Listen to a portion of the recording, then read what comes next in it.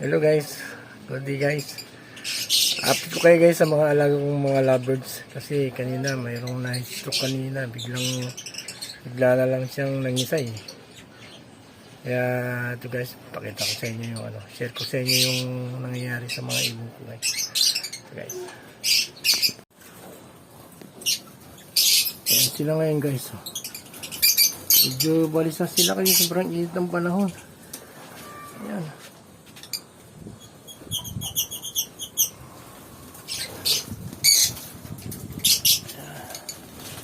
Ayan sila guys. Okay pa naman. Kahapon pinaliguan ko sila eh.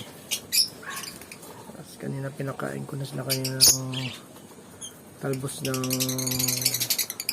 kangkong. Ayan. At yung kanina nakita ko yung isa nangingisay na lang sa flooring. Hindi ko alam kung ano nangyari. Siguro sa init ng panahon. Kaya kanina kala ko mamamatay na, kaya ang ginawa ko, inasulit ko muna siya. Lagay ko sa isang kulungan. Ayun. Dito siya nag-iisa. Hindi pa naman siya namamatay. Pero parang mahina pa siya. Sana hindi siya mamamatay. Makarecover.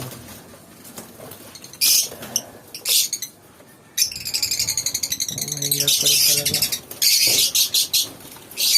Hindi mamatay. Ang mga alaga ko guys.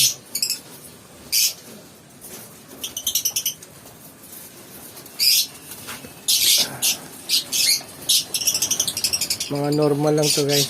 Yung declare ko sa mga ibon ko na yung mga normal lang. Kasi nga hindi ko pa sila napadin eh. At sa pa ito nakalagay sila sa isang kids. Sama-sama. Yung mga gustong mag-alaga yung mga bago. Mga baguhan patulad ko. Ayan. Pwede kayong kumuha sa akin ng ibon guys.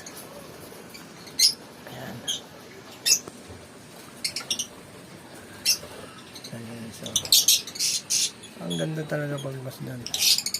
Nakakawala ng stress pag maghapon na ako dito. Pinapanood ko yung mga ibon ko. Ayan.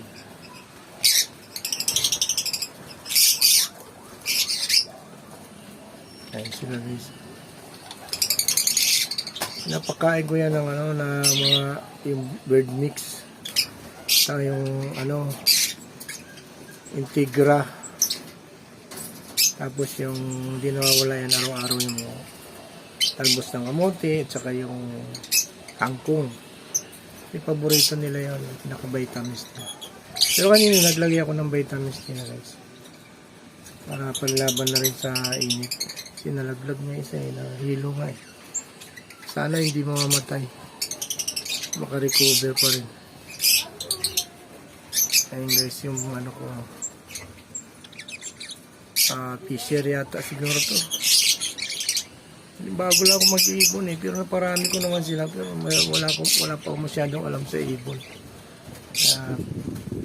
Pagtiunti pa ako nag-aaral tungkol sa kanila. So guys, hanggang dito na lang po. Kung sino ba yung hindi nakapag-subscribe, sana subscribe siya naman ang channel ko. At pag-click na rin ang notification bell para lagi po tayong updated sa lahat ng mga video. Maraming salamat sa inyo guys. God bless.